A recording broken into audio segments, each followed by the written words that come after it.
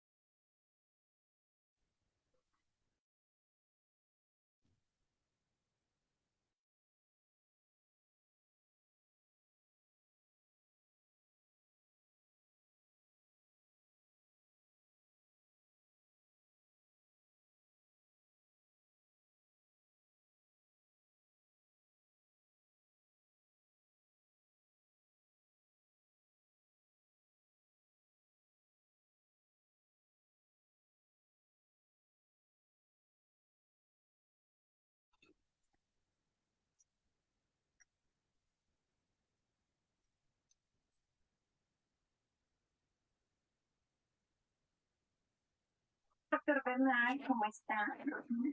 Bien, es que yo le quiero hacer una pregunta. Usted me va a incluir a este marido.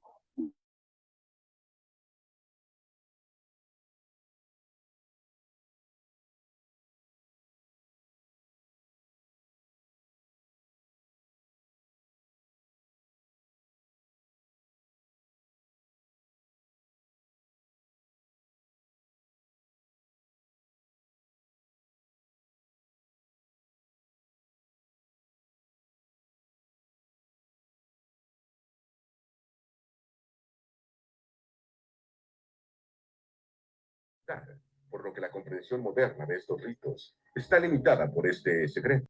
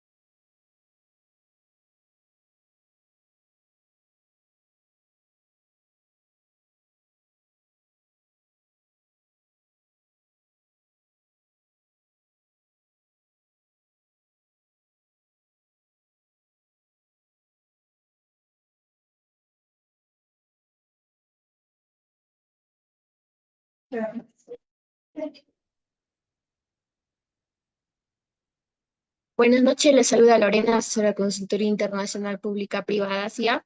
Agradezco su participación de cada uno de ustedes al curso de anestesiología pediátrica, que estará a cargo de la doctora Jenny Gabriela García, de Bolivia. Para el buen desarrollo de la ponencia, les dejo algunas recomendaciones. Mantener sus micrófonos y cámaras apagadas a menos que el ponente solicite su participación. Para los asistentes que desean solicitar la clase grabada, materialización de certificados, les dejo el número en el chat.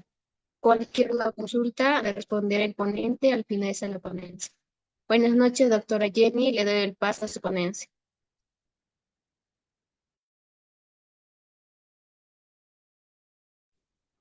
Muy buenas noches, soy la doctora Gabriela García desde La Paz, Bolivia. Bueno, en esta ocasión con el tema de anestesiología pediátrica. Si me permite compartir, por favor.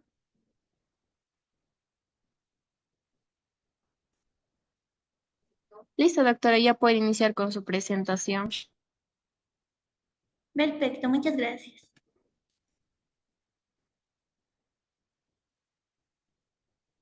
Bueno, vamos a hablar sobre lo que es la anestesiología pediátrica.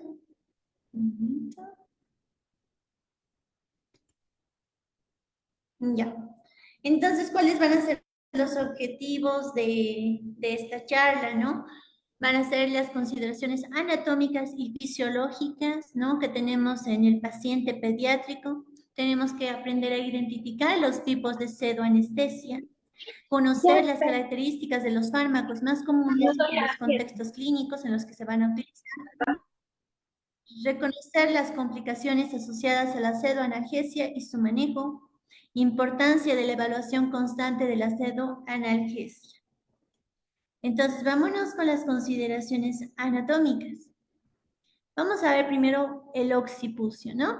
El occipucio, ¿cómo es que debe ser, no? ¿Cuál es la relevancia clínica de conocer? El occipucio es prominente y tiende a hiperflexionar el cuello. Ustedes saben que el paciente pediátrico eso es lo que va a hacer, ¿no? Va a hacer la hiperflexión del cuello. Entonces, ¿cuál es la relevancia clínica de esto? Que se debe poner un rollo bajo los hombros de nuestro paciente para optimizar el posicionamiento, ¿ya? Para que haga esa hiperflexión, ¿no? También el posicionamiento luego de la extubación, ¿no? Con respecto a la lengua, ¿qué tenemos que saber, no? Si es relativamente grande, ¿no? Y esto porque, ¿cuál es la relevancia clínica? Que sean más propensos a la obstrucción de la vía aérea, ¿no? Con la misma lengüita, lo que puede ocurrir es que se obstruya la vía aérea, ¿no? Entonces, la ventilación debe ser bajo máscara, puede ser muy difícil, ¿no? En este tipo de pacientes, ¿no? También puede haber una dificultad durante la laringoscopía. ¿Ya? Entonces, ¿cuál debería ser la posición del laringoscopio, no? Aquí vemos una imagen, ¿no? Aquí estamos viendo, ¿no? La cervical, la C1, C2 hasta la C5. Entonces, ¿hasta dónde deberíamos poner el laringoscopio? Sería pretérmino, en el infante pretérmino hasta la C3, ¿no? Y en el infante a término sería entre la C3 y la C4, a ese nivel. Ya en el adulto nos vamos más profundo, ¿no? Entre C4 y C5. Pero no lo pongo, bueno, lo pongo.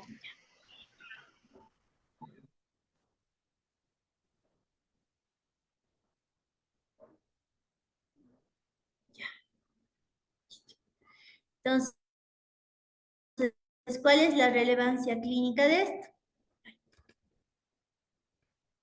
¿Ya? Que tenemos mayor angulación aguda entre lo que es la lengua y la glotis, ¿no? La pala debe estar recta del laringoscopio, ¿no? Eso es preferible. La angulación se ve exacerbada con la hipoplasia mandibular o medio facial, ¿ya? Estas son las relevancias clínicas respecto al laringoscopio. Aquí vamos viendo, ¿no? La epiglotis. ¿Cómo es que se ve en un adulto y cómo se ve en un infante, ¿no? Sabemos que la anatomía es muy diferente, ¿no? En los niños, las vías respiratorias más pequeñas son más pequeñitas y más estrechas en comparación con las del adulto, lo que lo hace más susceptible a tener obstrucción y a la dificultad para ventilar y mantener la permeabilidad de las vías respiratorias durante la anestesia, ¿no? Entonces vemos aquí en el adulto, ¿no? Que la epiglotis es más ancha y aplanada, está paralela al eje de la tráquea y no, la pala curva o recta sería en este tipo de situación, ¿no?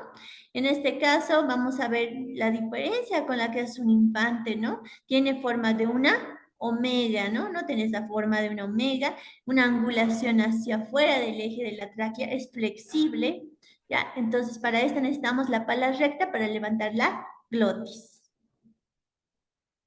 Es un poquito más complicado en el niño y hay que tener más cuidado al respecto, ¿no?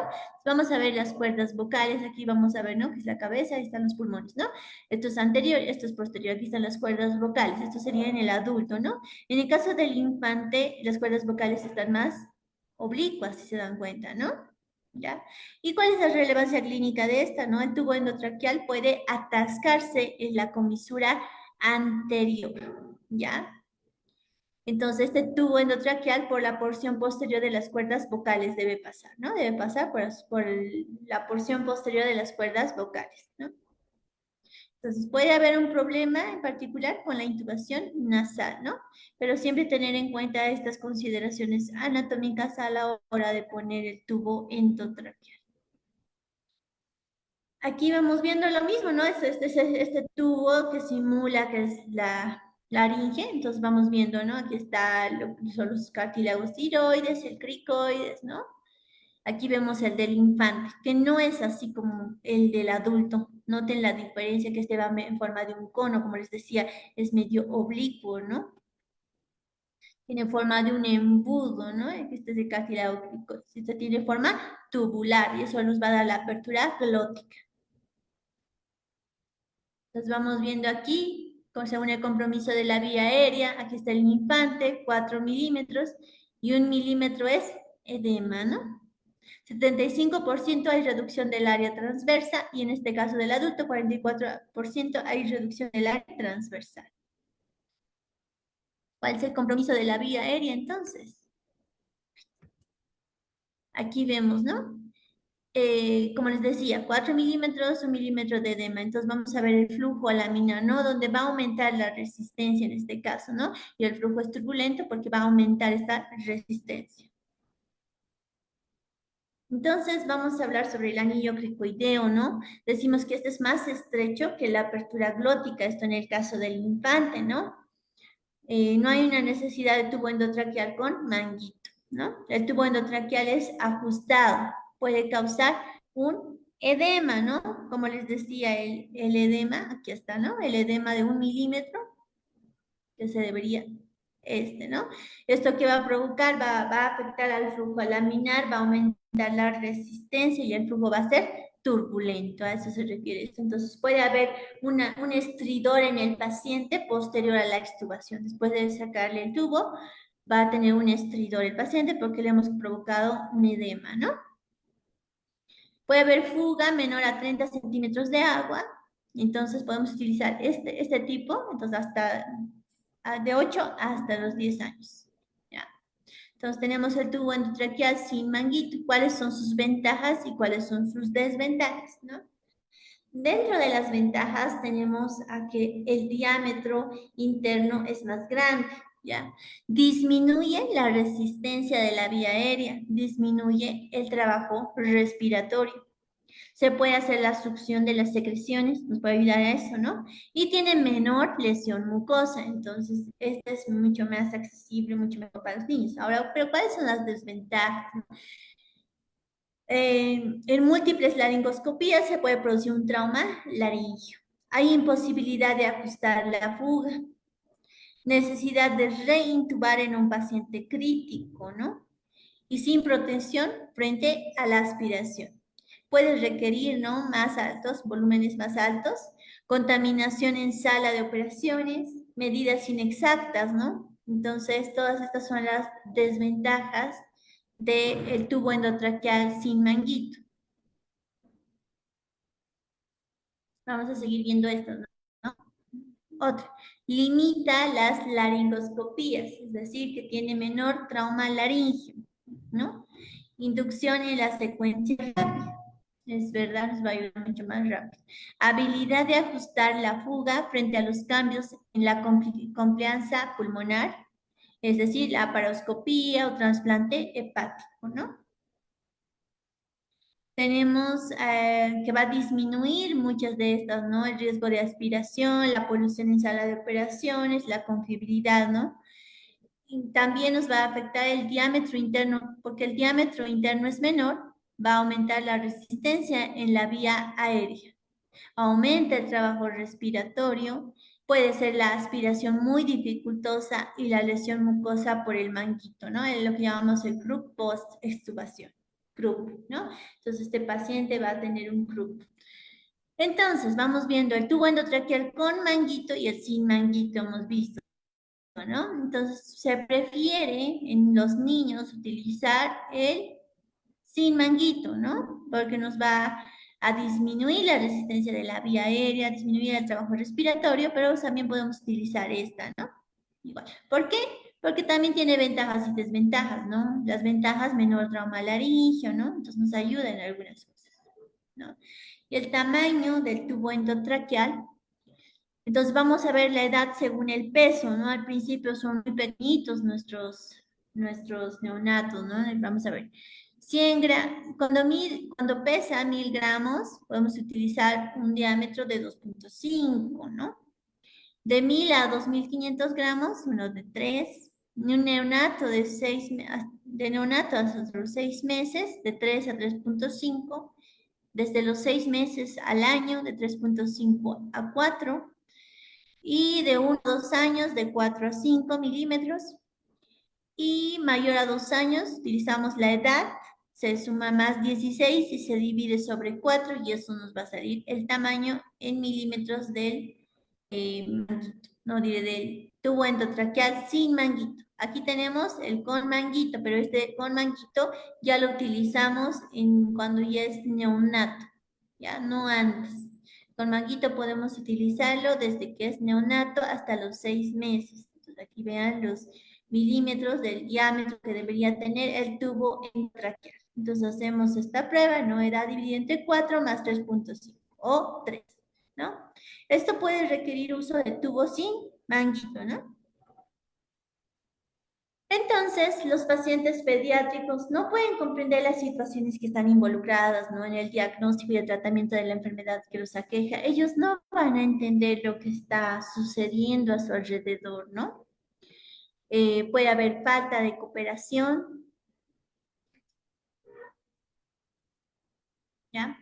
Entonces puede haber falta de cooperación, ansiedad, más aún si se asocia a dolor. Entonces tenemos que tener siempre la cooperación de los padres en ese momento para poder hacer una buena intubación, ¿no?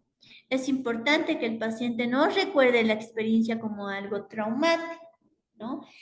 Muchas veces se escucha a los pacientes adultos mencionar y recordar la experiencia de que había un tubo en su garganta y no podían respirar. Entonces, esto no debería existir, ¿no? Si nosotros hacemos un buen procedimiento, el paciente no debería recordar esta experiencia, ¿ya? En el contexto, la sedación y la analgesia cobran particular relevancia, ¿no? Sobre todo en pediátricos.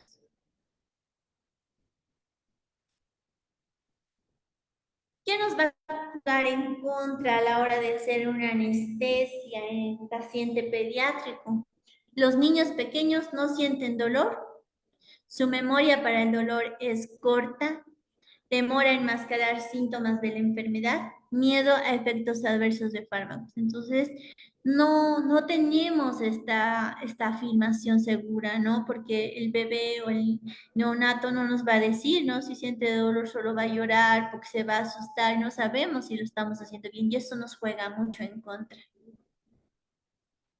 Vamos entonces con las definiciones de sedación y analgesia. Sedación es un estado de disminución de conciencia, ¿ya? Entonces, continuo desde la ansiólisis hasta la anestesia general, ¿ya? Y la analgesia es la abolición de la percepción del dolor, sin intención de producir sedación, ¿no? Entonces, dense cuenta la diferencia. Sedación, estado de disminución de la conciencia. El paciente sí está consciente, pero no del todo, ¿no? Está sedado, por eso es que se puede utilizar, ¿no? En cambio, la analgesia es una abolición, pero de la percepción que tienen del dolor, ¿no? Entonces, en este caso, el paciente puede estar consciente, ¿no? Vamos con los niveles de pseudoanalgesia. Entonces tenemos sedación mínima, que es la ansiólisis, pseudoanalgesia moderada, que también es llamada sedación consciente, la pseudoanalgesia profunda y la anestesia general.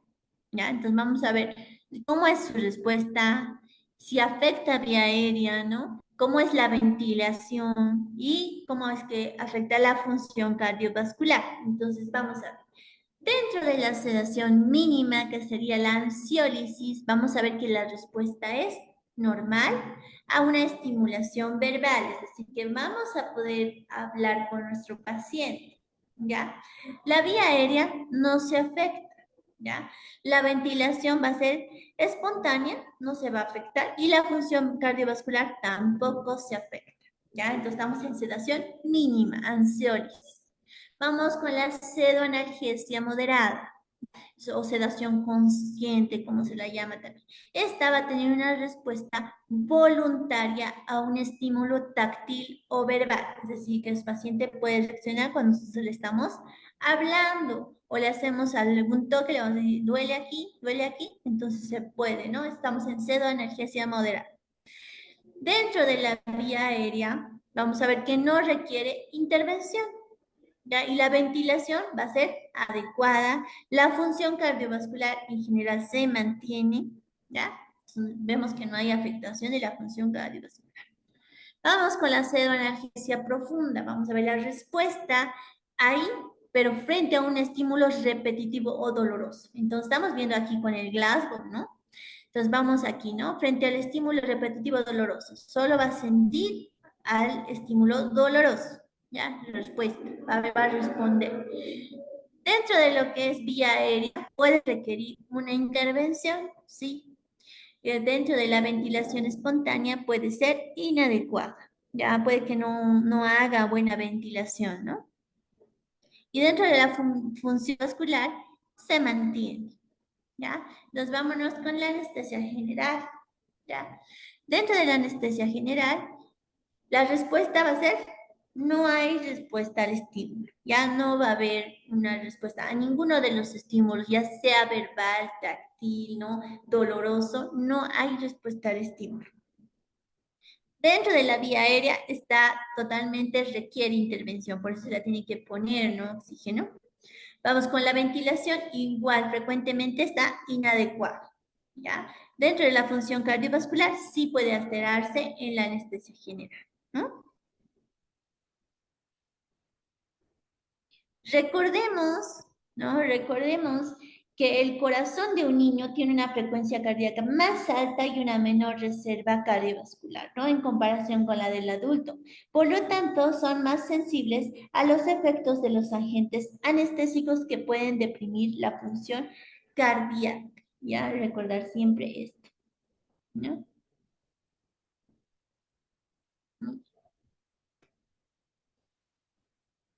Dentro de la pseudoanalgesia podemos ver que existen procedimientos no invasivos, invasivos, estos invasivos que pueden ser dolorosos o no dolorosos, y también los que se hacen en pacientes críticos. Ya vamos a ver cada una de estas. La pseudoanalgesia para los procedimientos. En este caso, en pediatría hay una complejidad creciente, ¿no? Ya sabemos por qué, porque los niños son más difíciles de tratar, ¿no? Hay una tendencia cada vez mayor a la eficiencia y costo-eficacia, ¿ya? Entonces, hay muchos que no tienen la preparación para hacer este tipo de anestesia en niños o en pacientes pediátricos, ¿ya? Los procedimientos pediátricos, diagnósticos o terapéuticos fuera del pabellón, es decir, de una terapia, ¿no? De una sala de procedimientos son cada vez más frecuentes, ¿ya? La pseudoanalgesia por no anestesistas, ¿no? Esto también es importante. Hay muchos que no tienen la especialidad de ser anestesiólogos y aún así hacen pseudoanalgesia, ¿no? Entonces hay que tener mucho cuidado a la hora de hacer algún procedimiento en un paciente pediátrico.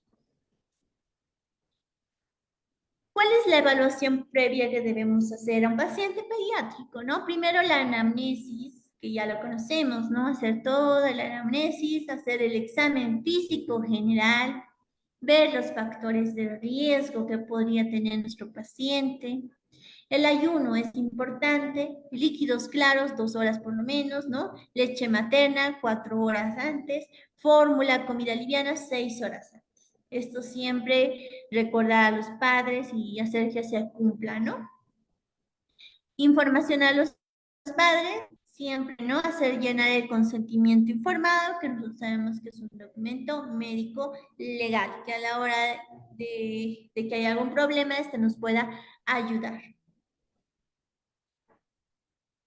Entonces, dentro de la evaluación de la pseudoanalgesia tenemos escalas, ¿no? Tenemos la analgesia de CHOPS y la de ERR, ¿ya? Y la sedación de Ramsay y la de Michigan.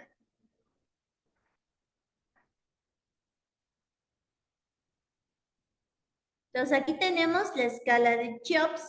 En la escala de CHOPS vamos a ver la analgesia, ¿no? Tenemos aquí, los parámetros van a ser llanto, las facies, la verbalización, postura del tronco, si toca, ¿no? Piernas también. Entonces, vamos bien. En relación a llanto, vamos a ver si no llora, si está gimiendo, si está llorando o si grita. Dentro de las facies vamos a ver si está sonriendo, si está neutro o si está enojado. Dentro de la verbalización vamos a ver si es positiva, si no hay ninguna, se queja pero no de dolor, se queja pero de dolor, reclama por dolor y otras cosas. La postura, vamos a ver el tronco inactivo, si está moviéndose, está tenso, arqueado o rígido, si está temblando, si está muy erguido o si está amarrado, ¿no? Si toca, no se toca el área dolorosa, bueno, no se toca, trata de alcanzar, pero no se toca el área doloroso, se toca el área dolorosa, se agarra con fuerza el área dolorosa. En este momento, en esto podemos darnos cuenta si en verdad está doliendo a nuestro paciente, ¿no? Dentro de las piernas tenemos las piernas que están quietitas, las que se están retorciendo, pataleando, las tensas o encogidas, las que están paradas o arrodilladas o en cuclillas y las amarradas, ¿no? Dentro de la escala de Ramsay, vamos a ver paciente despierto, si está ansioso, si está agitado o inquieto. Paciente está despierto, es cooperador, está orientado y tranquilo. Paciente está dormido con respuesta a órdenes. Paciente dormido con respuestas breves a la luz y el sonido. Paciente dormido responde solo al dolor. Paciente que no responde a ningún estímulo, ya sea luz, sonido o dolor. Entonces vamos a ver que la sedación está moderadamente adecuada. Entonces vamos a ver que es un Ramsay de 3 a 4. Si la sedación es profunda, adecuada, vamos a ver que va a ser un Ramsay de 5 o 6. Entonces veamos esto, ¿no? La escala de Ramsay nos sirve para eso. Entonces, ¿cuáles van a ser los elementos necesarios? ¿No? Primero que nada, el monitor, ¿no? Necesitamos vía aérea, ¿no? Vía aérea y ventilación. Entonces vamos a utilizar oxígeno para la aspiración, ¿no? Bolsa y mascarilla. Observamos la expansión del tórax y la coloración de los labios de nuestro paciente. Dentro de circulación tenemos que poner una vía venosa permeable, ¿no? Con un volumen adecuado al peso y talla de nuestro paciente y suero fisiológico principalmente, ¿no? Drogas de emergencia podemos utilizar, ¿no? Vamos a ver la hoja de emergencias para ver cuáles son esas drogas de emergencia y los antagonistas a los fármacos que vamos a poner, ¿no? Espacio físico con disponibilidad, ¿no? De cuidados intensivos, recurso humano, ¿no? Encargado del procedimiento, distinto del encargado al ácido analgésico, ¿no? Siempre tenemos que tener a alguien más ahí trabajando con nosotros. Recuerden que no trabajamos solos. Eligiendo el fármaco, ¿no? Vamos a ver cómo elegimos el fármaco. Bueno, primero vemos, ¿no? El procedimiento es doloroso, entonces fármacos sedantes o fármacos analgésicos, ¿no? La profundidad de la sedación y la analgesia, eso también es muy importante. ¿Cuáles son las características de nuestro paciente, no? Si fuera de mayor riesgo a menor edad, ¿no? Mientras menor edad tienes, mayor riesgo, ¿no? A tener algún tipo de reacción, ya sea algún fármaco, ya sea al mismo procedimiento, ¿no? Y lo más importante, la experiencia del operador. Dentro de las complicaciones que tenemos, vamos a ver la respuesta a las drogas, que es individual y no predecible. No podemos predecir que nuestro paciente sea o no, tenga o no respuesta a alguna de las drogas que le vayamos a poner, ¿no? Entonces, siempre va a ser de manera individualizada, ¿no? Tenemos que tener mayor precaución en pacientes con vía aérea intervenida, ¿no? Que ya tenga una afectación a ese nivel o que ya lo estén utilizando para algo más. Desaturación o el apnea, ¿no? Vamos a ver esto, ¿no? Debemos aumentar el aporte de oxígeno. Hacemos reposicionamiento de la vía aérea.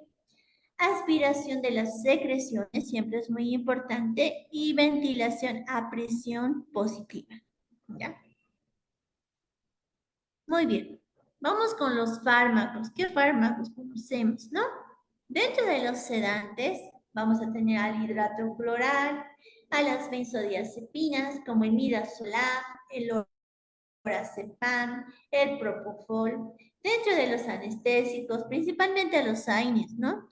A la lidocaína, opioides, morfina o fentanil, ¿no? Vamos a ver por categorías, ¿no? Sedantes y analgésicos. ¿Cuál sería? La ketamina, que es tanto sedante como analgésico. La lidocaína es un analgésico que se puede utilizar ya sea de vía tópica o subcutánea.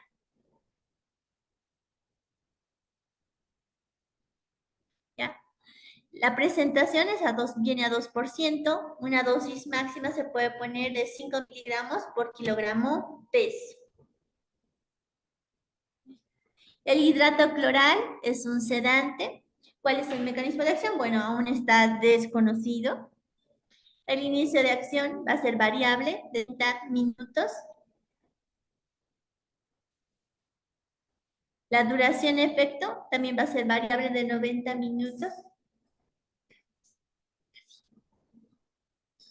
Dentro del metabolismo vamos a ver que va a actuar tanto a nivel hepático y a nivel plasmático, ¿no? Y la eliminación va a ser por vía renal.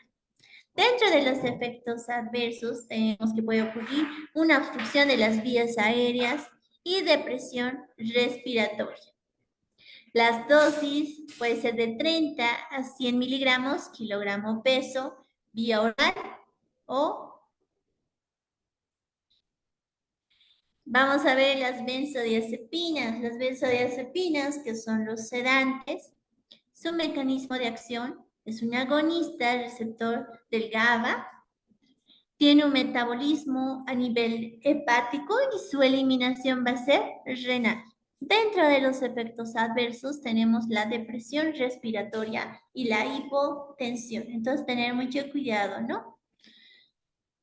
Aquí seguimos viendo, ¿no? Antagonista, ¿cuál sería su antagonista de las benzodiazepinas? El flumazenil, ¿no?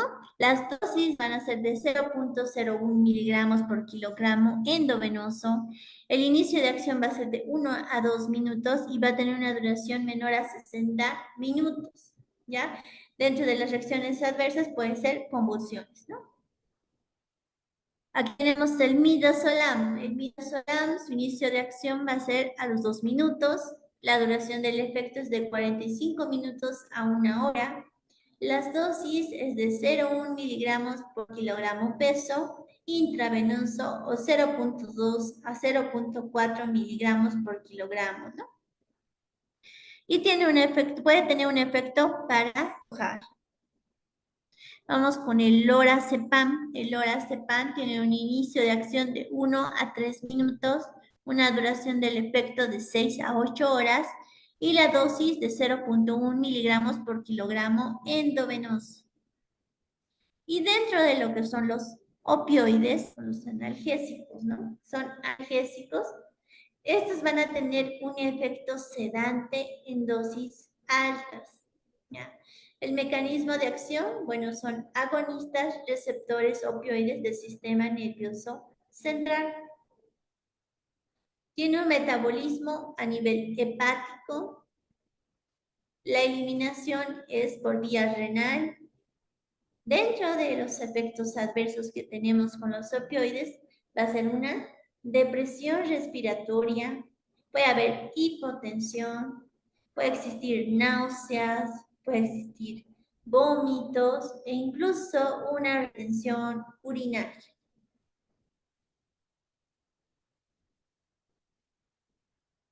¿Y cuál es el antagonista que podemos utilizar para los opioides? La naloxona, ¿ya? A dosis de 0.01 a 0.1 miligramos por kilogramo vía endovenosa. El inicio de acción de 2 a 5 minutos, con una duración de 20 a 60 minutos. Y dentro de las complicaciones que podemos tener puede haber convulsiones. Vamos con otro opioide, que es la morfina. La morfina tiene un inicio de acción de 4 a 4 minutos. La duración del efecto es de 2 a 3 horas. Se da una dosis de 0.05 a 0,1 miligramos por kilogramo vía endovenosa. Dentro de los efectos adversos, van a estar relacionados con la liberación de la histamina. Entonces van a producirnos hipotensión o obstrucción bronquial. Otro opioide, el fentanil. El fentanil es un opioide sintético, tiene un inicio de acción a los 30 segundos y su duración del efecto es de 30 a 60 minutos. La dosis es de 1 microgramo por kilogramo endovenoso y los efectos adversos pueden ser un tórax rígido e incluso apnea.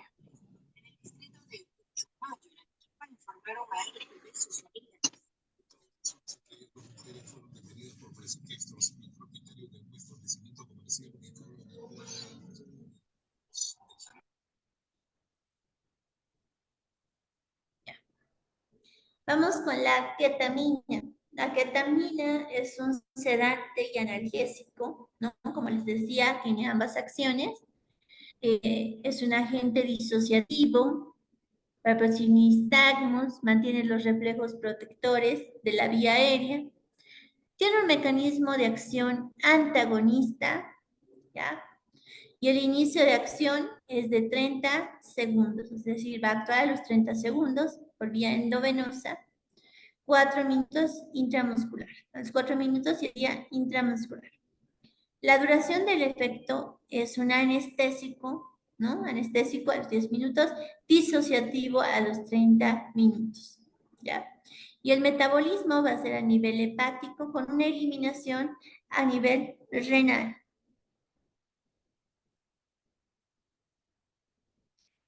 Vamos con otro que la ketamina, sus efectos adversos son el aumento de las secreciones, puede producir laringoespasmo, que es muy infrecuente, el aumento de la PIC, disminución del umbral convulsivante y cardiopatías, ¿no? La dosis va a ser a 1 miligramo por kilogramo intravenosa que se debe repetir, ¿ya? 4 miligramos por kilogramo intramuscular si fuera por esa vía. Se puede hacer una coadministración con las benzodiazepinas para evitar las reacciones al momento de la recuperación. Vamos con otro, el propofol. El propofol es un sedante con un mecanismo de acción que activa el receptor GABA, tiene un inicio de acción de 30 segundos a los 30 segundos y una duración del efecto de 3 a 10 minutos. El metabolismo es a nivel hepático y tiene la eliminación es a nivel renal.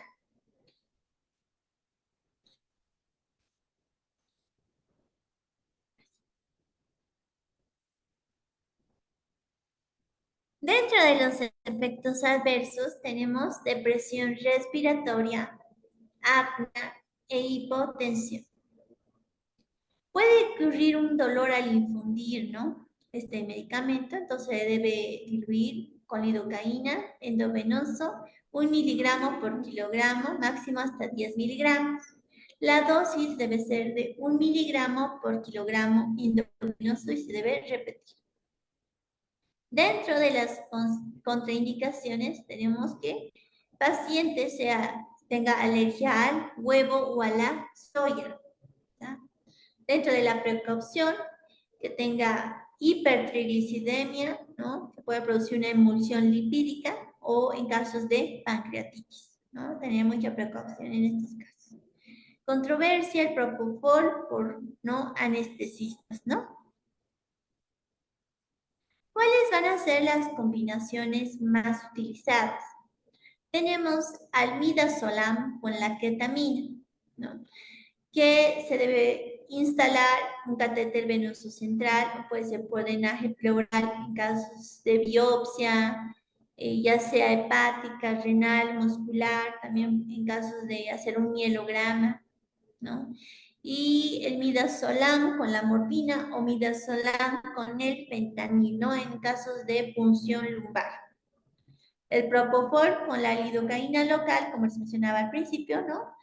En casos de fibrobroncoscopía, endoscopía digestiva alta, ecocardiograma transesofágico. Y el hidrato cloral se puede utilizar en una tomografía axial computarizada, en un ecocardiograma transtorácico. Entonces vamos con la pseudoanalgesia en paciente crítico.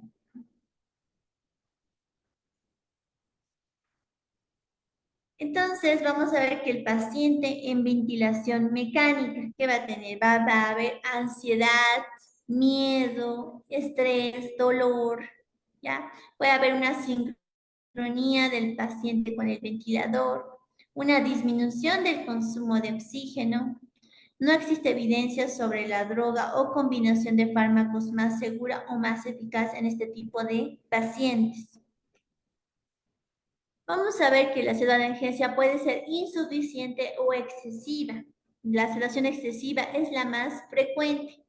Entonces tenemos que, cuando decimos insuficiente, bueno, en una extubación accidental por desplazamiento del catéter venoso central u otros dispositivos, y puede ser excesivo en un aumento de los días, ¿no?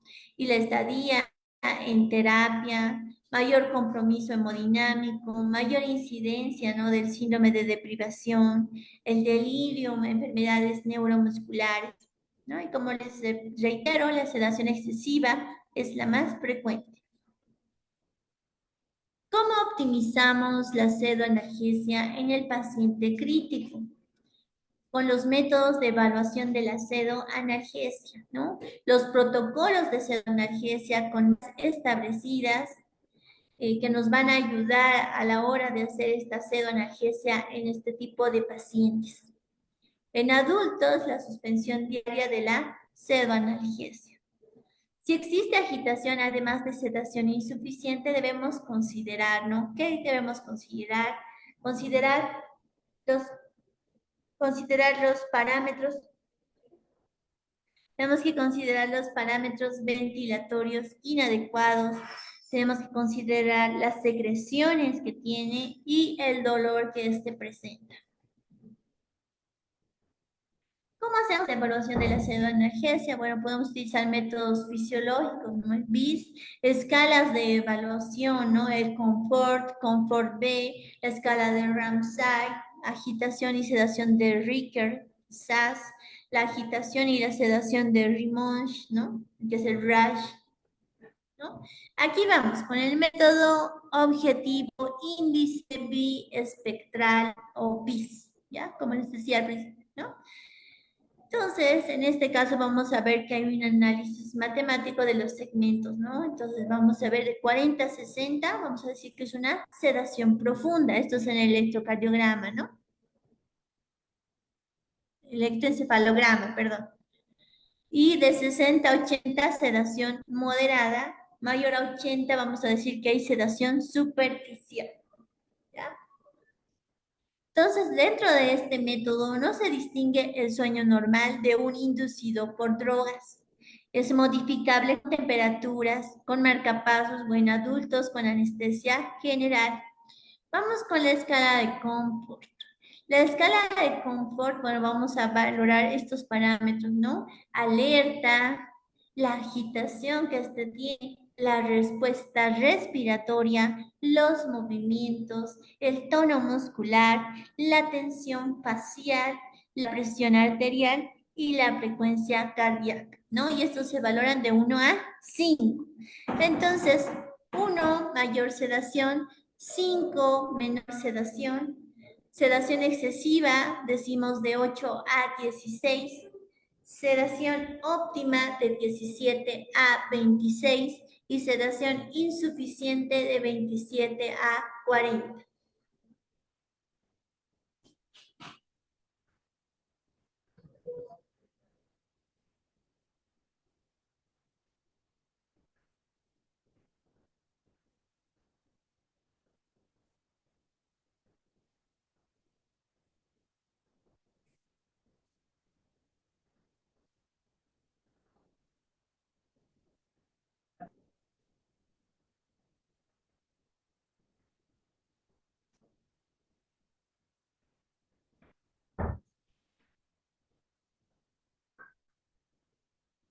Ya, entonces vamos con la escala Comfort B.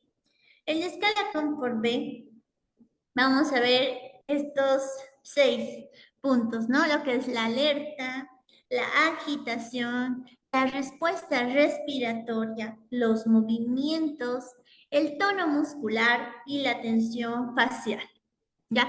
Estos también se van a valorar de 1 a 5 puntos, siendo 1 mayor sedación y siendo 5 menor sedación. Entonces, sedación excesiva vendría a ser de 6 a 10, sedación óptima de 11 a 22 y una sedación insuficiente sería de 23 a 30. Es decir, si vemos un paciente que se está moviendo mucho, que tiene tono muscular, que se está agitando o que está, su respuesta respiratoria es su respuesta respiratoria está afectada, la tensión facial también, vemos sus gestos, ¿no? Sus facias. Entonces vamos a poder puntualizar de 1 a 5 según lo que vamos viendo, ¿no? Y así vamos a poder saber si estamos con buena sedación, una sedación excesiva o una sedación insuficiente. Entonces decimos que la sedación óptima debe ser de 11 a 22 en la escala Comfort B. Vamos a seguir con la pseudoanalgesia, ¿no? Vamos a ver que existe una encuesta electrónica en América, Austria y Asia, donde se ha visto que 27% utiliza el protocolo de sedación, 42% las escalas de sedación con 37% y 4% el BIS. El 72% utilizan opioides más benzodiazepinas, 66% utiliza fentanil y 86% el midazolam. 71% no realiza screening de rutina del delirio y hay una mínima proporción de eso. Entonces, estos datos nos van a ayudar a la hora de nosotros utilizar sedación o qué fármacos utilizar y también ver quiénes utilizan protocolos de sedación, ¿no? Se recomienda utilizar los protocolos de sedación. ¿No? Aquí estamos viendo lo mismo, ¿no? Vamos a ver el protocolo de sedación en pacientes pediátricos, ¿no? Vamos a ver cómo es que cómo es que se utiliza este protocolo de sedación, ¿no? Dentro de los fármacos, vamos a ver según las dosis, ¿no? El midazolam de 0.2 a 0.6 miligramos por kilogramo hora, ¿ya? Lorazepam de 0,01 a 0.1 miligramos kilogramo hora. La morfina de 20 a 60 microgramos por kilogramo de hora y el fentanil de 2 a 10 microgramos kilogramo hora, la ketamina de 10 a 40 microgramos por kilogramo minuto o 1.2 miligramos por kilogramo hora, ¿ya? La dexmedetomidina se utiliza de 0.2 a 0.7 microgramos por kilogramo hora. Entonces, siempre recordar las dosis de los fármacos que se utilizan. Hablando de la dexmedetomidina, es un sedante y tiene un leve efecto analgésico, ¿ya? Que el mecanismo de acción es un agonista selectivo de las alfa-2 y tiene un inicio de acción de 5 a 10 minutos, una duración del efecto de 60 a 120 minutos. Y su metabolismo es a nivel hepático, la eliminación a nivel renal. Y dentro de los efectos adversos que nos puede producir este fármaco es la bradicardia, hipotensión, también puede producir hipertensión en algunos pacientes, depresión también respiratoria, ¿no? Entonces, puede utilizarse hasta 24 horas. Yendo a lo que es el propofol, puede producirnos el síndrome de infusión del propofol, también conocido como PRIS. ¿De qué se caracteriza este síndrome? Bueno, vamos a encontrar un paciente con bradicardia, puede tener falla cardíaca, lipemia, hepatomegalia, acidosis metabólica, rhabdomiolisis, miogloburia y falla renal. ¿Ya? Entonces, esto nos puede producir el uso de propofol. Existe mayor riesgo según la dosis, ¿no? Mayor a 4 miligramos por kilogramo hora por más de 48 horas, ¿no? Que la dosis habitual es entre 1 a 3 miligramos por kilogramo hora, es decir, no es a más fármaco mejor resultado. Recuerden siempre eso, deben ser las dosis exactas. En anestesiología tenemos que ser más exhaustivos con esto de las dosis y las cantidades que vamos a poner a nuestro paciente, porque como pueden ver, propofol podemos producir un síndrome de infusión propofol o lo que llamábamos el PRIS. ¿Ya? La FDA no recomienda su uso en pacientes pediátricos para sedación continua en paciente crítico, ¿ya? Entonces, recordar esto siempre. Otros usos, ¿no? Podemos utilizar el midazolam en casos de estatus epiléptico, la ketamina también en estatus epilépticos, y en caso de bronco, es un broncodilatador, ¿no? El propofol también en estatus epiléptico y tratamiento de la hipertensión intracraneal. ¿Cuándo podemos producir insuficiencia hepática o renal, no? Sabemos que el metabolismo de la mayoría de estos fármacos se produce a nivel hepático y la eliminación a nivel renal. Entonces tenemos que tener mucho cuidado con esto, ¿no? A nivel hepático, evitar benzodiazepinas, aumenta la vida media y el clearance, ¿no? Puede precipitar encefalopatía. A nivel renal, evitar morfina. ¿Por qué? Porque es un metabolito activo que se va a acumular, y si se acumula, pues no produce problemas renales porque el riñón no puede eliminarlo, ¿no? Le cuesta más. Entonces, siempre tomar en cuenta estos, ¿no? Esas reacciones. Y viendo ya lo que son las conclusiones de la pseudoanalgesia, decimos que es una herramienta útil ante el estrés y el dolor que presenta nuestro paciente, ¿no? La importancia de la elección adecuada de un fármaco según la presencia o ausencia de dolor. Adelantarse siempre a las posibles complicaciones. Si nosotros sabemos las complicaciones que produce cada uno de los fármacos que vamos a ponerle a nuestro paciente, entonces tenemos que saber, ¿no?, todas las complicaciones antes de ponerse. Entonces a eso se refiere con adelantarnos a las posibles complicaciones, ¿no? Ver el equilibrio entre lo que es la sedación insuficiente y la excesiva en paciente crítico. Para esto, utilizar las tablas que les había mencionado y los protocolos, ¿no?, para la pseudoanalgesia. La evaluación de la pseudoanalgesia es muy fundamental, ¿no? Entonces, recordando un poco de lo que es en un paciente pediátrico, la fisiología y la anatomía, volvemos a recordar, ¿no?, que en la anatomía respiratoria los niños tienen vías respiratorias más pequeñas y estrechas en comparación con los adultos, lo que los hace más susceptibles a tener una obstrucción y a la dificultad para poder ventilar y poder mantener esta permeabilidad de las vías respiratorias durante la anestesia. También debemos ver el volumen sanguíneo, porque los niños tienden a tener un volumen sanguíneo total menor en comparación con los adultos. Esto significa que son más susceptibles a cambios en un volumen sanguíneo y a la pérdida de sangre durante la cirugía, lo que va a requerir una cuidadosa monitorización y el manejo de líquidos durante la anestesia.